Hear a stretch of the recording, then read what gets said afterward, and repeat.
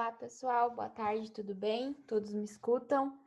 A gente vai começar o nosso webinar de hoje, então sejam muito bem-vindos mais uma vez. O nosso convidado de hoje é o Dr. Wilson Araújo da Silva Júnior.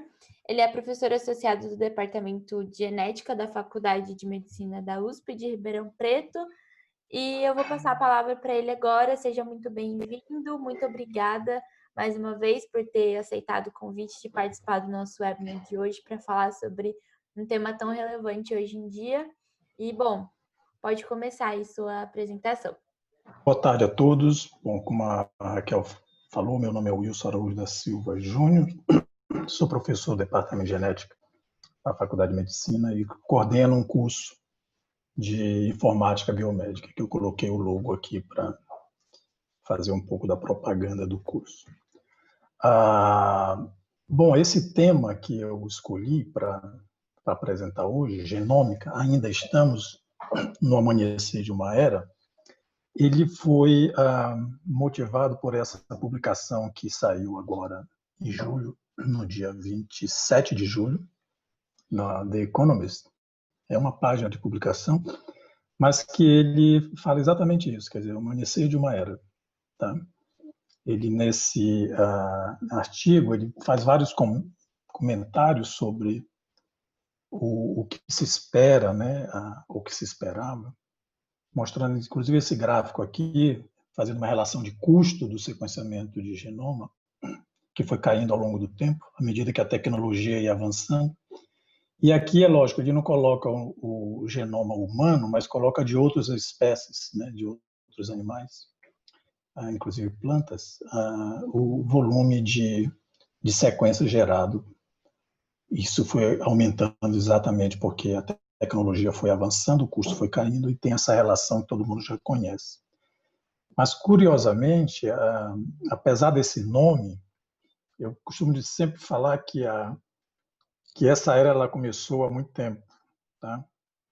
E ela começou há muito tempo, mas o grande impulso dessa era, ela ocorreu exatamente em 2000 com o anúncio da conclusão do sequenciamento do genoma humano, e a sua publicação. Esse anúncio foi feito por dois grupos, o grupo público, coordenado por Francis Collins, que era um consórcio entre os Estados Unidos, Europa e Japão, e também do Craig Venter, da empresa Celera, que aí era privado, né? Um grupo público e privado que ambos começaram a trabalhar nesse sequenciamento. Lógico, o grupo público começou primeiro, o privado aproveitou um pouco das informações, mas eles desenvolveu uma tecnologia de shotgun que isso acelerou realmente o sequenciamento. Em 2001 houve a publicação do primeiro rascunho. Então esse grande impulso que foi dado em 2000 e 2001, ele começou, na realidade, todo o conhecimento para a gente chegar aqui, ele começou há muito tempo, em 1871, quando o médico e biólogo suíço, o Friedrich Miescher, ele observou pela primeira vez no núcleo da célula algo estranho que ele chamou de nucleína.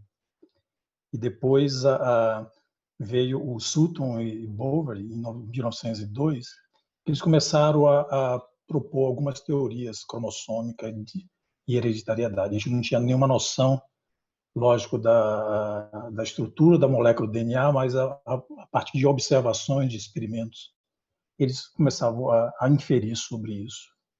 E eram inferências muito bem fundamentadas do que eles tinham na época, lógico. Mas isso todo esse conhecimento que começou aqui em 1871, ele só fez com que em 53 a gente pudesse conhecer a estrutura da molécula do DNA, tá? Publicada por Watts Crick, todo mundo conhece a história, e inclusive conhece a participação da Rosalind Franklin e o Maurice Wilkins, que ela, baseada nessa foto aqui, que é uma foto famosa de difração de raio-x da estrutura do DNA, que é foto 51, fez com que o Watts Crick, numa visita ao instituto que eles participavam, que eles trabalhavam, desse o estalo de realmente que a estrutura da molécula do DNA era em dupla hélice.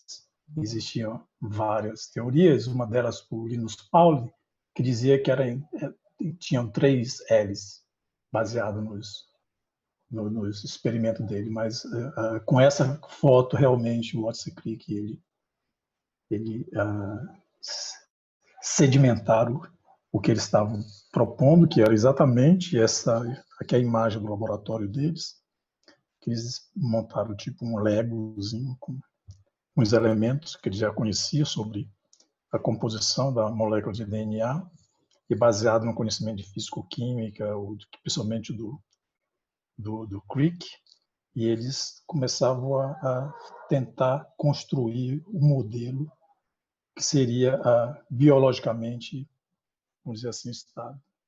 E publicaram em 53. Então, a era do DNA, ela começou em 53. Depois teve outros experimentos, ou outras descobertas extremamente importantes, que vieram exatamente por causa da estrutura do DNA. Aqui, algumas delas, como a descoberta da enzima de restrição, ligases, que permitiram fazer a clonagem. Aqui a primeira clonagem de um gene foi em 72. O sequenciamento a técnica de sequenciamento de DNA, vocês vão ver que a importância dessa descoberta aqui foi simultânea entre o Sanger e o Gilbert. Tá? Hoje o que a gente usa mais é a tecnologia do Sanger, né, para sequenciar fragmentos pequenos. Teve, lógico, algumas descobertas importantes, como a do Philip Sharp, mostrando que os genes eram interrompidos, né, o splicing. Isso, lógico, fez com que a gente entendesse um pouco mais da complexidade das células eucariotas. E em 83 teve o método de PCR, por Carol Mills, que ele praticamente democratizou a biologia molecular. Antigamente, a gente fazia a biologia molecular só com um laboratório especializado, porque mexia com radioatividade. Nem todo laboratório estava preparado para fazer manipulação de DNA. Mas o PCR veio para democratizar. Hoje todo mundo tem seu PCR no laboratório e pode fazer, usando essas enzimas aqui, ligases e outras ferramentas que tem, dá para a gente fazer muita coisa, muitos experimentos. Então, essas descobertas elas foram extremamente importantes para que, principalmente, a do sequenciamento do DNA, que era feito artesanalmente, com raio-x, mas em 86, o Leroy Hood ele desenvolveu ou automatizou o sequenciamento de DNA. Esse sequenciamento de DNA automatizado, ele permitiu com que as pessoas começassem a vislumbrar que algo que antes não era imaginado por causa da complexidade que era de trabalhar fazendo o sequenciamento do DNA, que era artesanalmente. Tanto que, nessa mesma época, em 86, teve essa publicação aqui, que foi de uma reunião, que exatamente foi a primeira discussão sobre o sequenciamento do genoma humano. Em 90 foi lançado o projeto do genoma humano, que era previsto para 15 anos e durou 11 anos, vamos dizer. Em 2001 foi anunciado o rascunho do DNA. Eu também gosto de mostrar essa figura nas minhas palestras e dizer assim, onde era que o Brasil estava, né, nessa história toda. Como eu falei antes, era Europa, Estados Unidos e Japão que estavam envolvidos diretamente, mas não sei se vocês lembram, a gente participou, vamos dizer assim, indiretamente, do genoma humano com esse projeto aqui do genoma humano do câncer, que era financiado pelo Ludwig, Instituto Ludwig da FAPESP. Tá? E, lógico, que ele foi o segundo projeto de um programa Genoma que iniciou com sequenciamento da Xylella fastidiosa, tá? Que foi publicado na Nature. Esse projeto da Xylella fastidiosa, acho que foi o marco no estado de São Paulo, que permitiu com que a gente desenvolvesse toda a tecnologia de sequenciamento em larga escala e de análise de dados. a bioinformática. Então, hoje, na época, eu acho que todos os laboratórios do Estado de São Paulo eles se capacitaram para desenvolver projetos analisando o genoma de vários organismos, animais e plantas. E isso é muito fácil perceber isso, é só vocês entrarem na literatura. Então, nesse período, a gente participou, e foi um período muito importante, assim, muito para a gente que eu estava fazendo meu doutorado, eu estava exatamente no início do meu doutorado, mas participei desses 2 projetos no período que eu estava fazendo meu doutorado. Então, para mim foi um aprendizado muito grande que até hoje eu utilizo essas informações. Para você fazer análise analisar o genoma, a gente teve que desenvolver ferramentas computacionais. Essas ferramentas computacionais, a gente, na realidade, usou de outras áreas, como modelos matemáticos, da área da física, da engenharia, para desenvolver algumas ferramentas de análise em larga escala, porque a bioinformática, na realidade, hoje é uma questão muito grande em relação a isso, mas, por exemplo, o meu projeto de doutorado foi analisando genética de população humana. Então, eu fazia análise filogenética, usava programas. Então, de fato, a gente já estava fazendo bioinformática, mas não como era exigido para projetos que tinham um grande volume de dados. Tá? E aí, eu gosto de mostrar esse quadro aqui, que é dessa empresa Eagle Genomics. Eu tentei entrar ontem no site, mas parece que não está funcionando mais. Mas eles fizeram tipo uma tabela dos elementos de bioinformática equivalente à tabela dos elementos químicos, né? E aqui ele mostra que o primeiro banco de dados foi o PDB, foi o banco de proteína, que foi em 1972, que foi desenvolvido.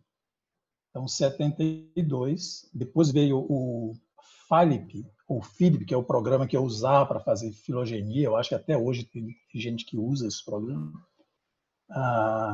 Depois veio o GenBank, em 82, porque já tinha sequência feita com sequenciamento feito com um método não automatizado. E já começaram a criar uma base de dados, a ideia de ter uma base de dados sobre sequências de DNA.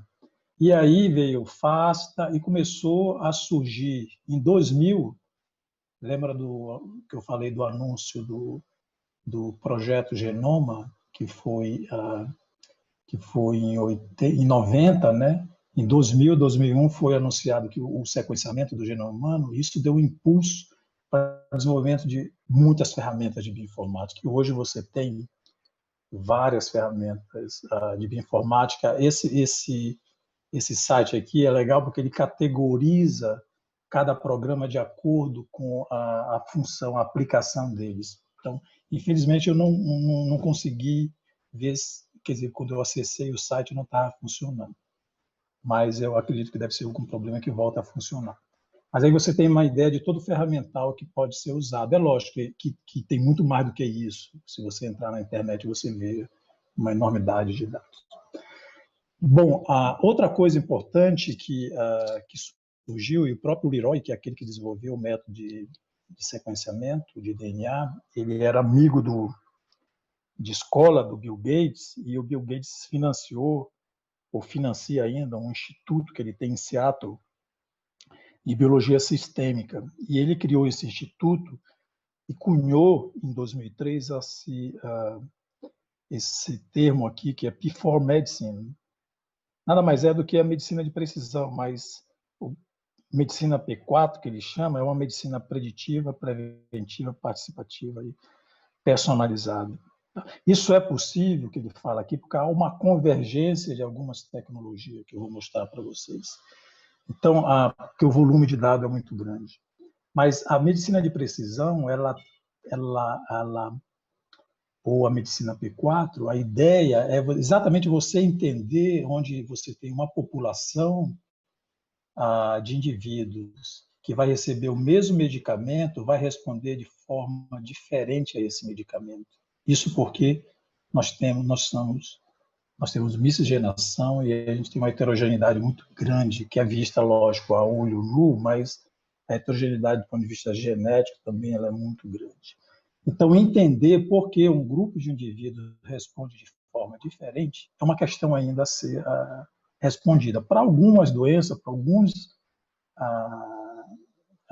medicamentos específicos, a gente já tem essa resposta, mas a gente não consegue entender muito mais amplo, né? A questão mais ampla, dada a complexidade que é o organismo humano.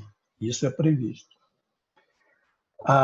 Em parte, isso é devido ao fato de que a maioria das drogas que foram desenvolvidas e que são desenvolvidas até hoje, elas usam como população de teste exatamente populações europeias. Se você vê aqui o volume de estudos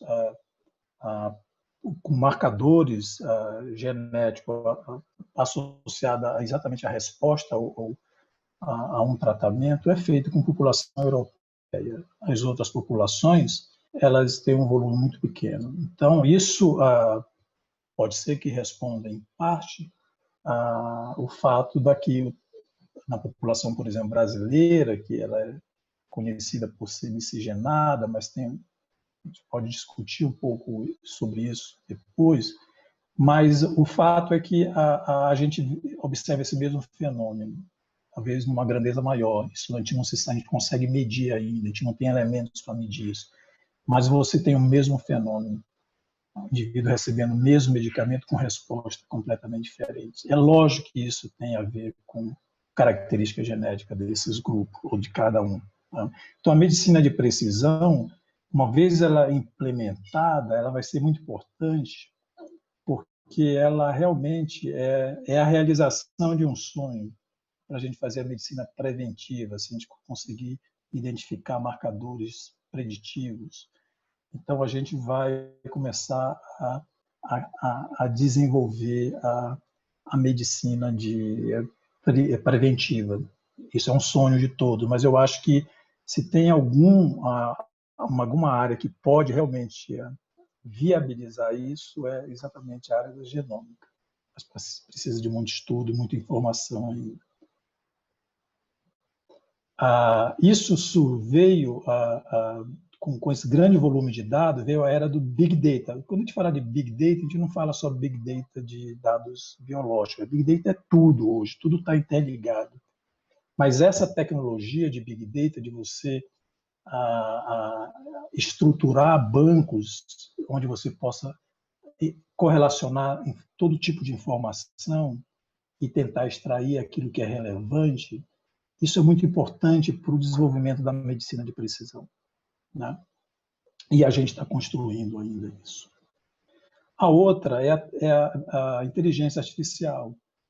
A gente sabe que hoje a inteligência artificial virou, não é nem moda, quer dizer, é uma necessidade,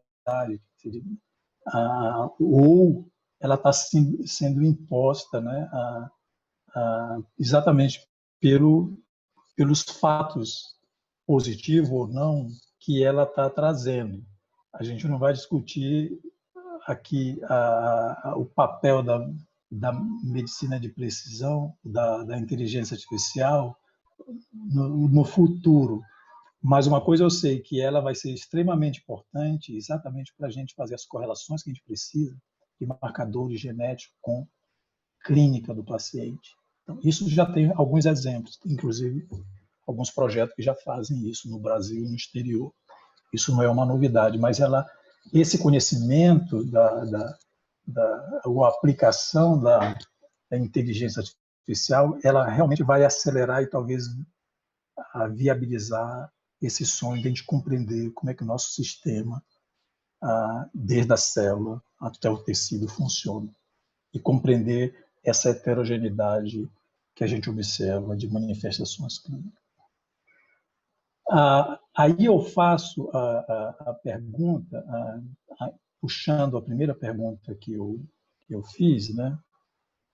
Por que ainda estamos no amanhecer de uma era? Por que desde junho de 2020, que é agora, né? Na verdade, junho de 2000, que quando foi lançado o programa, o genoma, foi publicado o rascunho, né? O anunciado o rascunho do genoma humano, até hoje, em 2020, que eu estou representando por essa publicação da Economist, por que a gente ainda está falando que nós estamos no amanhecer de uma era? Isso, eu fiz uma consulta usando essa palavra, a gente vê que, ao longo de todo esse período, sempre teve esse assunto vem à tona. Estamos no amanhecer de uma era. Quer dizer, então, já que a gente já desenvolveu tanta coisa, por que a gente ainda não ultrapassou esse e realmente nós estamos aplicando aquilo que foi, pelo menos, quando foi publicado o sequenciamento em 2000, né, do genoma humano, criou-se uma expectativa muito grande em torno disso, né? E teve manifestações de várias formas, desde do futuro brilhante, essa publicação na NET, como a genética fracassou, porque a ideia era, que foi publicado aqui na Super Interessante, uma discussão muito boa, inclusive nessa, mas pelo menos colocava, não em dúvida, mas diante da expectativa que foi criada, a gente ficou, tipo, não, pelo menos os leigos, não entendendo por que muita coisa não estivesse sendo aplicada, né, para curar doenças ou para tratar doenças. Então, eu vejo que isso é porque a gente foi lançado num ambiente onde a tecnologia ela avançou muito rápido e a gente não estava preparado para interpretar o grande volume de dados que foi gerado. Agora que a gente está conhecendo isso. Então, esse prolongamento dessas manifestações ainda, ou pelo menos dessas manchetes, que estamos no amanhecer de uma era, é porque a gente está aprendendo muito, a gente sabe da grande complexidade que é o organismo humano. E eu estou falando do humano, mas isso se estende aos outros organismos. Então, o que a gente está tendo de elementos, uma boa parte a gente está conhecendo, e isso já está sendo aplicado na prática médica, não só para diagnóstico, como para prognóstico, né? E ajudando os médicos na melhor conduta terapêutica. Mas eu acho que falta isso, funciona para alguns casos, mas não funciona para todos os casos. E é lógico, a gente compreende isso por causa da grande heterogeneidade genética dos indivíduos que se reflete na heterogeneidade clínica das doenças. Então, por isso que o termo medicina personalizada é um termo muito adequado, porque cada indivíduo vai ser tratado de uma forma, né? Mas para você implementar isso, para realmente entender isso, a gente tem que ter algumas informações que eu vejo, que é por isso que a gente ainda não está avançando nesse amanhecer, ou saindo, ultrapassamos essa fase. Porque se você olhar a medicina genômica, ela já está permeando todas as áreas. E eu coloquei aqui algumas das áreas que são, não em termos de importância, mas que tem hoje uma maior demanda, não só no meio da pesquisa, né, de projetos, mas como na área também de empresas, né? Por exemplo, nós temos aqui a parte de oncologia, que é maior, mas tem um microbioma, que hoje praticamente é tudo, né? Tudo está relacionado com o microbioma. Farmacogenômica, que isso é uma área que está avançando muito. Genética forense, estudo populacional, a parte nutrigenômica, doenças mendelianas, clássicas, esporte, né? Tem uma área muito grande avançando. Tudo isso está se desenvolvendo, mas está todo mundo aprendendo ainda. Então, eu vejo que para você começar, de fato, implementar a medicina de precisão e sair dessa fase do que ainda estamos no amanhecer de uma era, a gente precisa estudar, conhecer mais a nossa população. Eu coloco essa imagem aqui porque esse foi o primeiro caso onde foi feita uma prescrição baseada na análise de genoma. Essa síndrome de Miller, o gene não tinha sido identificado, e foi identificado exatamente, né, nessa família, e foi publicado. Quer dizer, era uma doença rara, que o casal levou o filho e disse: meu filho teve a doença, quero saber qual é a chance de eu ter um outro filho com a mesma doença. Então, pela estatística, né, que era uma doença muito rara, o médico disse que a chance era muito baixa de ter. Então, o casal resolveu ter o filho, e o segundo filho teve a mesma doença. Daí ele disse: bom, tem alguma coisa estranha aí, vamos investigar. E sequenciaram o genoma, daí viram realmente que existia a segregação de mutação nesse gene, na família, e que eles identificaram. Então, foi o primeiro caso que a gente conseguiu aplicar o sequenciamento. Isso, hoje, depois disso, outros casos surgiram, mas é um conhecimento que está sendo adquirido ao longo desse tempo. Esse livro aqui, publicado pelo Francis Collins, eu sempre coloco ele porque ele tem essa frase aqui, ó: sua vida depende do segredo do seu DNA. A gente está preparado para isso? Quer dizer, essa é uma pergunta muito importante. Quer dizer, você está disposto a conhecer, a sequenciar o seu genoma e saber quais são as mutações que estão associadas com predisposição a alguma doença? E essa é uma questão muito importante, tá? Sempre é debatida, que tem várias implicações éticas, principalmente a segurança de dados, que não é o caso que a gente vai debater aqui, mas é um tema que realmente precisa ser debatido, porque as coisas elas estão sendo impostas pela força, né, até da necessidade. Então, o Francis Collins ele fez essa provocação porque realmente a gente não sabe, né? E eu faço essa pergunta aqui, quer dizer, nós estamos preparados para interpretar os dados e responder as questões sobre heterogeneidade clínica observada em um grupo de pacientes? Essa é a grande pergunta hoje que a gente faz. Tem vários grupos no exterior e no Brasil que estão tentando entender, pelo menos para alguns casos, mas isso necessita exatamente de volume de dado grande e de muitas variáveis e do papel da função de cada gene que a gente tem que analisar naquele indivíduo, aquele grupo de indivíduos. Para tentar responder isso, eu vou aproveitar e falar de um projeto que a gente, com um grupo do Paraná, que eu estou colaborando, anunciou recentemente, foi até publicado aqui no Jornal da USP. É exatamente essa pergunta, agora voltada para o Covid, porque a gente está vivendo nessa pandemia e cada grupo está tentando contribuir da melhor maneira para tentar entender como é que esse vírus, não só a infecção dele, mas como é que isso, as manifestações clínicas dos pacientes, que a gente vê que tem uma heterogeneidade grande, quer dizer, está se manifestando aqui. Nesse caso aqui, o que é interessante é que você tem uma doença que você tem interação de agente e hospedeiro. E é lógico, o sistema imune ele que é formado por genes, que deve ter variações também grandes, tá? Ele é muito importante para essa compreensão.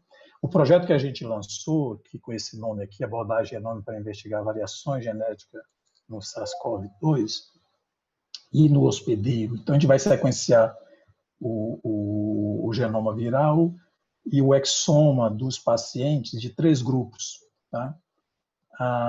Um grupo que é manifestação leve, que fica confinado em casa, ou que vai ser dos grupos que estão hospitalizados, manifestação moderada e outro grave. Então, esses 3 grupos a gente vai pegar, sequenciar. O exoma é um dos projetos, de outros que a gente tem dentro desse mesmo projeto, né, outros subprojetos. e vai também sequenciar o vírus de cada um dos indivíduos e fazer comparações e tentar relacionar cepas com manifestação clínica, mas principalmente aqui. Aqui a gente vai entender quais são as cepas que estão circulando, pelo menos presente nessa amostragem que a gente vai trabalhar, que inicialmente vai ser de 150, depois a gente vai expandir até 800 amostras, mas a gente vai entender em relação ao tipo de cepa e como é que ela está circulando no Brasil. Já houve alguns trabalhos nesse sentido, inclusive com grupos brasileiros que recentemente foi anunciado, que eles fizeram o sequenciamento exatamente do genoma viral de um grupo, acho que de 400 indivíduos. Provavelmente a gente vai comparar os nossos achados com os achados desse grupo para tentar estabelecer alguma correlação, se são as mesmas ou em que proporção cada cepa está desenvolvendo. A outra investigação que é importante é exatamente nos dois genes que permite com que o vírus entre na célula. Pelo menos os principais, que é o ACE2 e o Spike, que é do viral, quer dizer, variações na região onde esse vírus interage, a proteína interage, a proteína viral interage com a proteína do hospedeiro, a ACE2, variação nela pode interferir de alguma forma na entrada do vírus, ou para entrar mais, ou para ser uma entrada mais estável, ou para impedir. Isso pode ter correlação com manifestação clínica, porque isso vai estar associado com carga viral e aí por diante. Alguns artigos já saíram nesse sentido. Recentemente saiu também um artigo falando exatamente, olhando esse aspecto. E a outra pergunta que a gente vai responder é exatamente, tem a ver com o que a gente falou até agora, analisando o exoma, analisando o transcriptoma desses indivíduos, a gente vai poder estabelecer, fazer análise em rede, de redes gênicas, e ver quais são as vias que estão realmente tendo um papel importante associada com essas três, a manifestação clínica. Eu confesso para vocês que esse conhecimento, a gente vai usar esse projeto exatamente para aumentar o nosso conhecimento em relação a esse tipo de análise, tá? Porque eu acho que se você quiser contribuir de fato, não só para essa doença, mas com qualquer outra doença, a gente tem que seguir esse caminho da biologia sistêmica. A gente tem que começar a entender o todo e não ficar focado em um aspecto. Focar em um aspecto é importante para você validar, para você juntando cada pedaço, você vai ter um todo e vai compreender melhor. Então, esse projeto ele tem essa missão de tentar responder exatamente o que eu falei de por que indivíduos respondem de forma diferente a um estímulo, a um tratamento. Tá? Esse projeto ele vai ser desenvolvido lá em Guarapuava, no Instituto do Câncer, o IPEC, que é esse prédio aqui. Ele permitiu com que a gente criasse uma rede genômica no estado do Paraná, que é a rede IPEC Guarapuava, que é com 13 instituições participantes do estado lá. Tem 4 do estado de São Paulo, a faculdade que eu participo, a Unesp de Araraquara, a Uniara e mais a FAMEMA também vai participar desse. Talvez a gente amplie isso no futuro, mas por enquanto vai ser esse conjunto para trabalhar com essas 150. Esses dados, uma vez publicados, vão ser disponibilizados para toda a comunidade científica, e que isso é importante. Outra coisa importante, por que eu estou pontuando isso, e é onde é que eu quero chegar. Para a gente entender e implementar a medicina de precisão, você tem que conhecer a diversidade genética da sua população. Tá? E um dos primeiros projetos que conseguiu isso, dadas as características do país, foi da Islândia, tá? Um país com 320 mil habitantes e que foi fundado por poucos indivíduos. Hoje eles têm catalogado toda a genealogia ou registrado o grau de parentesco de toda a população. Então, o que eles fizeram? Eles fizeram sequenciamento de 10 indivíduos, 10 mil indivíduos dessa população, lógico, escolhendo famílias que pudessem depois fazer a imputação disso para o resto da família. E hoje eles conhecem exatamente todos os marcadores para risco de doença dessa população. Tá? Então, é a primeira população que teve o mapeamento, vamos dizer assim, dos marcadores de risco para várias doenças. A grande discussão agora é exatamente como disponibilizar esses dados, porque foi uma empresa privada que fez o sequenciamento, essa Decode, que, aliás, tem um dos alunos do curso de informática biomédica que trabalha nessa empresa, né? E também a questão de consentimento da população, né? Quer dizer, como é que você vai informar sobre as mutações, os riscos para essa população? Quer dizer, são várias questões éticas que precisam ser trabalhadas nesse tipo de projeto. Mas é um exemplo que eles, quer dizer, se você considerar que é o primeiro país onde a medicina de precisão ela pode ser realmente iniciar a ser implementada, porque você conhece a heterogeneidade, a diversidade genética da população. Tá? Projetos similares surgiram ao longo de todo esse tempo. Por exemplo, a Inglaterra lançou o projeto que é o DNA de uma nação, que é para sequenciar 100 mil indivíduos, né, saudáveis, fenotipicamente saudáveis. Estados Unidos, em seguida, isso foi em agosto de 2015, quando foi em janeiro de 2015, os Estados Unidos lançou o projeto, né, o presidente Obama lançou esse projeto, que é o LoveVoz, para sequenciar 1 milhão de indivíduos, tá? Que envolve também doenças. Tá? E a Inglaterra tem planos para próximos 5 anos fazer 5 milhões. Quer dizer, o que está por trás do ponto de vista científico é exatamente a gente conhecer a heterogeneidade da população e poder usar isso para implementar a medicina de precisão. Então, conhecer, fazer o sequenciamento da população, ela é extremamente importante. Nós temos iniciativa no Brasil, recentemente foi lançado o projeto que a professora Lígia está envolvida junto com o professor Lutufo, que tem uma coorte importante, e outros estados também estão envolvendo. Quer dizer, essa é uma iniciativa extremamente importante para a gente, pelo menos, iniciar a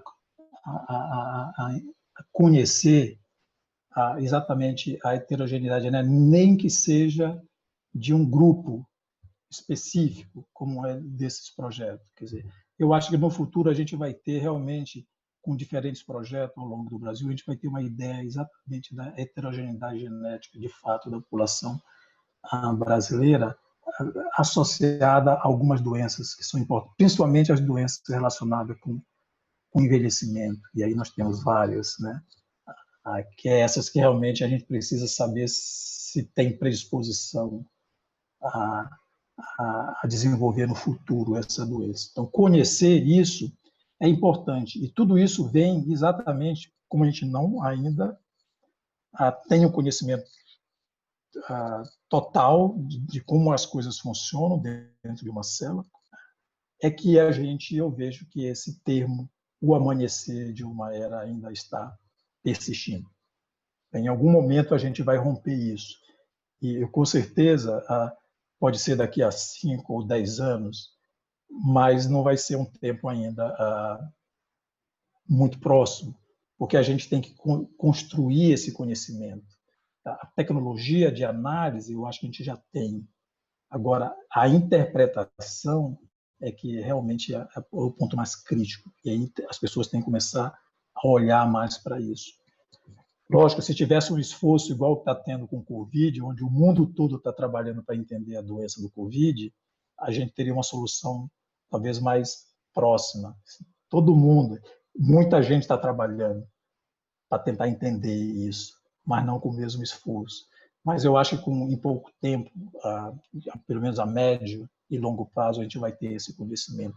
Mas precisa conhecer a diversidade da população, da sua população, para poder começar a implementar isso e compreender essa grande heterogeneidade que tem de resposta às doenças.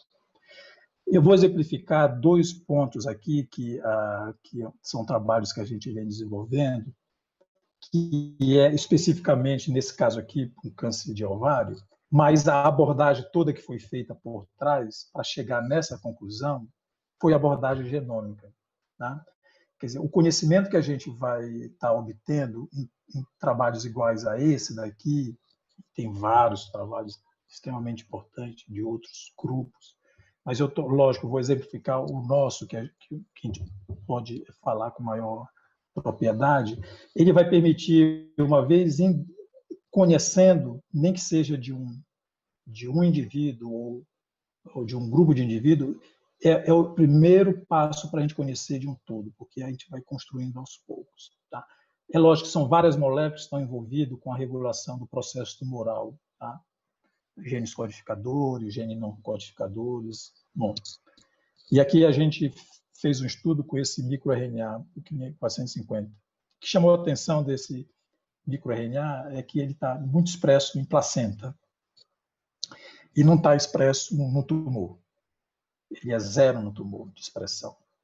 E a pergunta nossa é por que ele está expresso muito em placenta e pouco no tumor? A gente usa no laboratório, pelo menos está tentando usar a placenta como um modelo para identificar marcadores tumorais.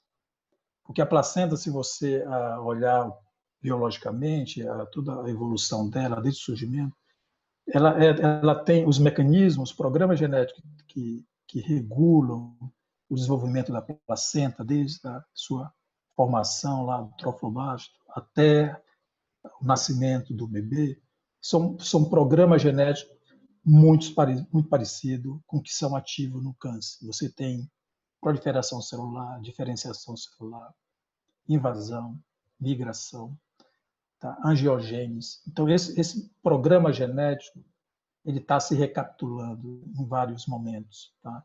Do desenvolvimento embrionário, do desenvolvimento da placenta, e é o mesmo programa que está se desenvolvendo, se recapitulando no tumor. Né? Então, é esse programa genético que a gente está atrás. Então, esse estudo que a gente fez olhando esse microRNA que está muito expresso na placenta, a nossa ideia inicial é que se ele está muito expresso na placenta e você tem a placenta como um modelo de, vamos dizer assim, entre aspas, de um tumor, ele deve estar regulando processos importantes para que a placenta não se transforme num tumor, que é isso que ocorre. Você tem tumor de placenta. Tá? Inclusive, a linhagem que a gente usou é exatamente uma linhagem de um tumor de placenta. Então, se ele está muito expresso e ele regula negativamente genes, ele pode estar regulando programas genéticos que precisam ser silenciados, senão a placenta ela perde o seu controle, ela continua se desenvolvendo como se fosse um tumor. E o que a gente fez foi exatamente pegar esse microRNA e superexpressar numa linhagem de célula de câncer de ovário. E o que aconteceu é que a regulação do tumor, quer dizer, o tumor ele reduziu o seu tamanho de forma impressionante. Quer dizer, quando o microRNA estava muito expresso, nós desenvolvemos dois modelos animais, um com a linhagem com superexpressão do microRNA e outro com a linhagem sem superexpressão do microRNA. A que tinha superexpressão do microRNA, o tumor ele praticamente não desenvolveu.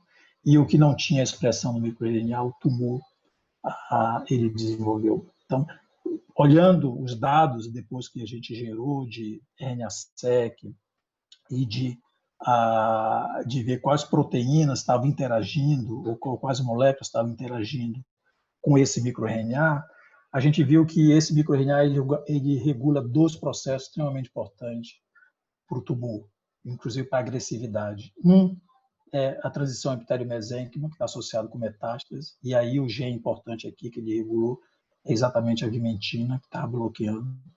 E o outro são genes mitocondriais da fosforilação oxidativa. O que ele faz? Ele praticamente desliga e tira a energia que o tumor precisa para se desenvolver. Então, ele ataca nesses dois, pelo menos foi o que a gente viu para esse microRNA, esses dois mecanismos, que é extremamente importante para o desenvolvimento do tumor. Então, ele pode ser, esse microRNA, um bom marcador terapêutico, pelo menos é essa a nossa conclusão disso. Então, mas a gente só conseguiu chegar nisso porque a gente teve acesso à tecnologia para gerar dado em larga escala, a partir de tudo que a gente chama de fazer uma análise em escala genômica, de expressão gênica, de mutação e tudo mais.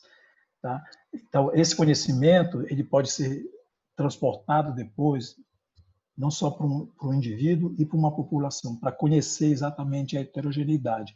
É lógico que entre os indivíduos que têm câncer de ovário, esse mecanismo ele pode sofrer também influência de outros mecanismos e a ação dele pode variar entre um indivíduo para o outro. É por isso que alguns indivíduos vão ter um tumor mais ou menos agressivo ou vão responder melhor ou pior a um determinado tratamento. Aí tem outros genes envolvidos também nisso. Tá?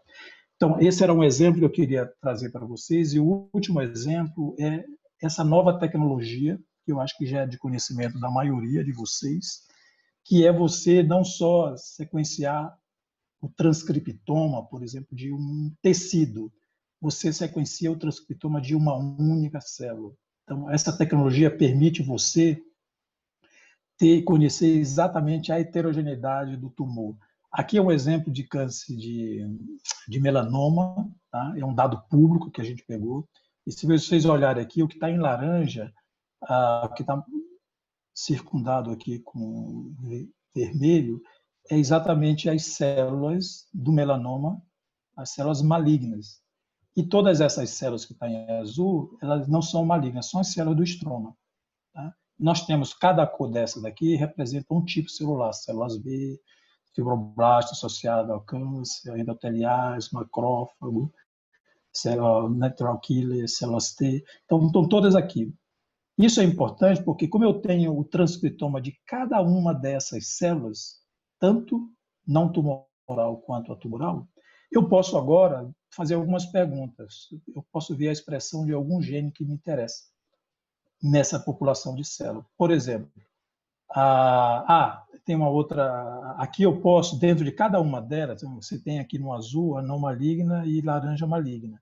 Mas eu posso fazer uma análise que eu posso subdividir, ou ter subpopulações dentro de cada um desses grandes grupos. Por exemplo, a célula maligna, que interessa mais para nós, aqui a gente tinha como se fosse uma única população, porque ela é caracterizada como célula maligna.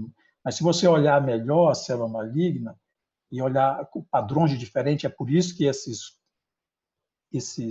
populações elas estão separadas, porque elas são caracterizadas de forma diferente, porque ela tem um conjunto de genes que são expressos de forma diferente nessas populações. Tá? Então, dentro da população de célula maligna, eu tenho 1, 2, 3, 4, pelo menos 5 subpopulações de células, que você pode tentar compreender melhor quais são as vias que estão sendo ativadas em cada uma delas. Por exemplo, eu posso perguntar o MALAT, que é um gene que é não codificador, que está associado com câncer. Ele está expresso, para minha surpresa, tanto em células malignas como não malignas do tumor. Pode ser que esteja atuando de forma diferente cada uma delas.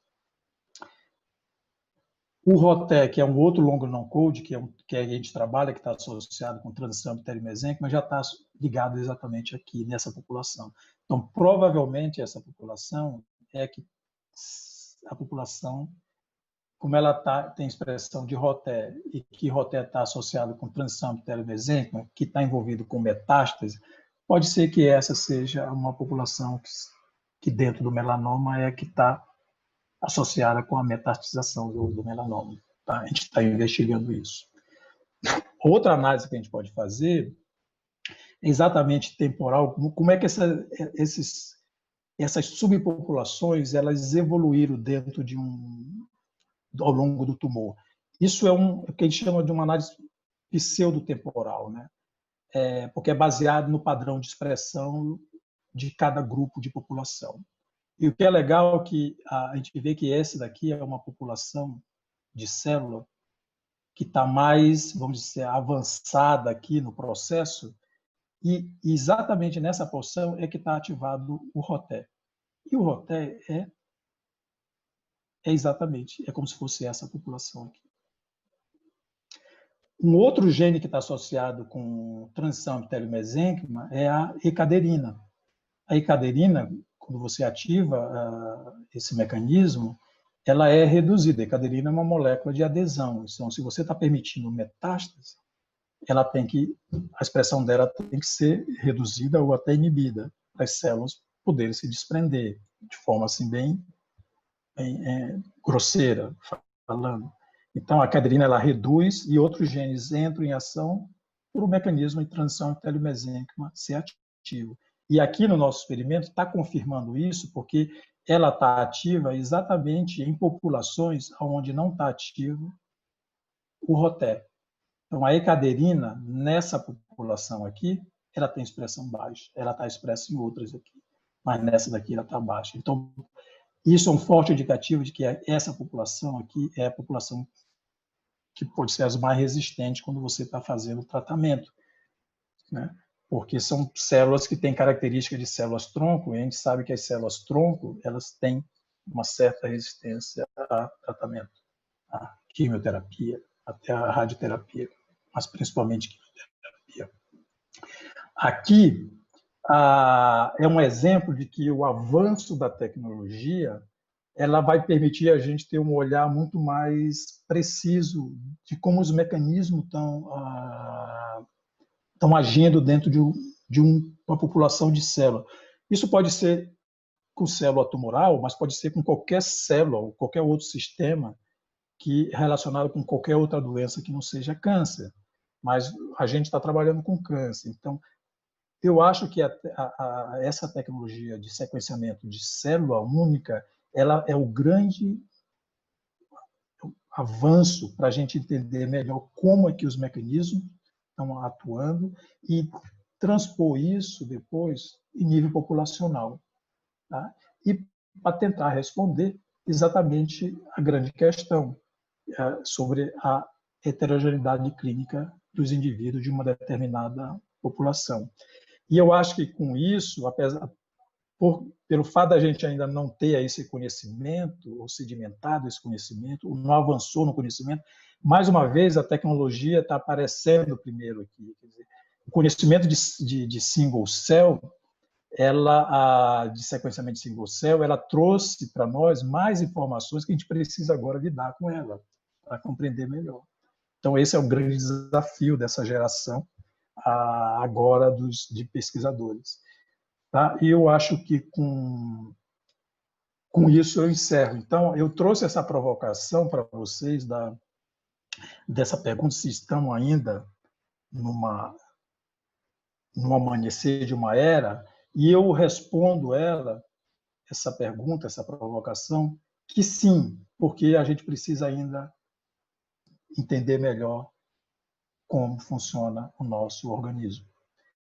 Eu acho que a genômica e agora a single cell genômica elas vão permitir isso, mas ainda falta a gente avançar, principalmente na interpretação dos dados, que é isso que para mim é o mais importante agora.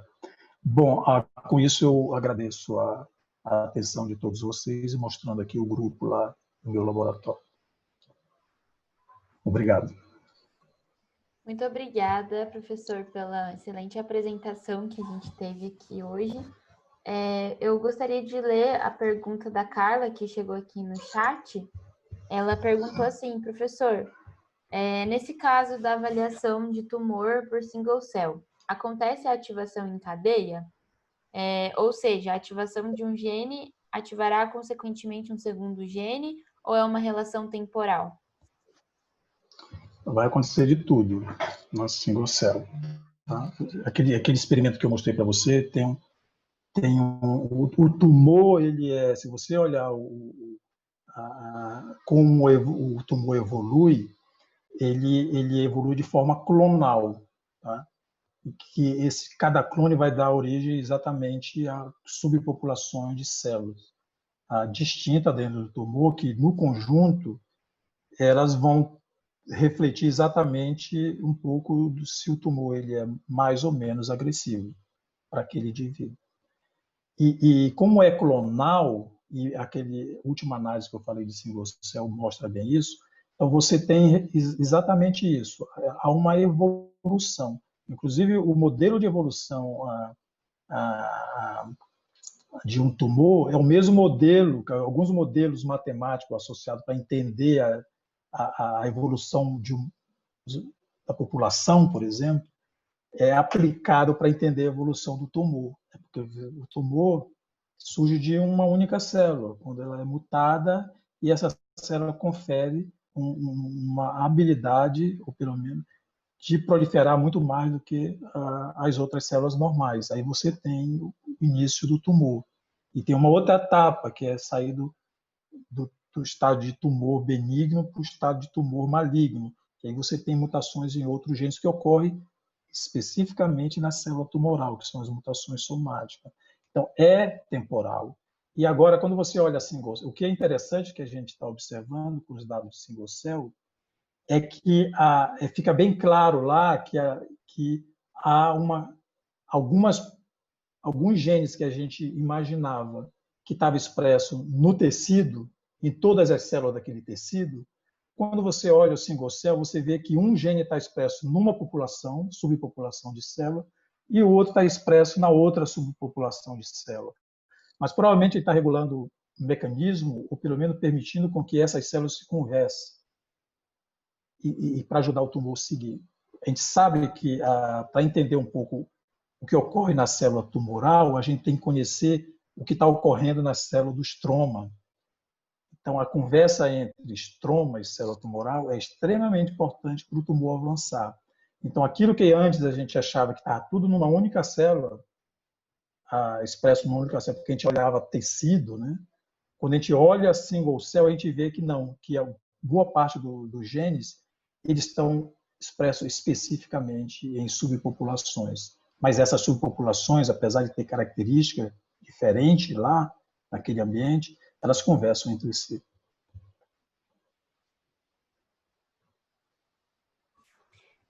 Não sei se eu respondi. A gente teve mais uma outra pergunta aqui, do Daniel Aquilino. Professor Wilson, ótima apresentação. Tem como colocar o artigo para que eu possa pesquisar e ler de novo? O artigo que foi citado. Aquele da prescrição, será que é essa? Eu acho que é essa, sim. Eu vou colocar. Acho que é esse. O que eu vou compartilhar aqui de novo. Acho que aqui pelo chat tem até como compartilhar o próprio arquivo do artigo, se o senhor quiser compartilhar. Não, eu não tenho um artigo. Eu ia compartilhar só a tela. Sim. Para ele copiar. O que eu posso fazer é mandar para você e depois você mandar para ele. Ok, tudo bem. Ou ele me pedir para o meu e-mail. Também pode ser. Ele pode pedir o artigo para o meu e-mail. O meu e-mail está eu apresentei, wilsonjr@usp.br. Bom, eu acho que, por enquanto, a gente não tem mais nenhuma dúvida no chat, né? As pessoas estão agradecendo. Muito obrigada, sensacional, excelente apresentação. Parabéns a todos os envolvidos ao evento. Muito bom poder contar com a participação de palestrantes e de pessoas que tenham tanto conhecimento para compartilhar com a gente. Muito obrigada a todos que ficaram online e também a você, professor, pela excelente aula. Eu que agradeço. Obrigado. Tchau, gente, e até a próxima.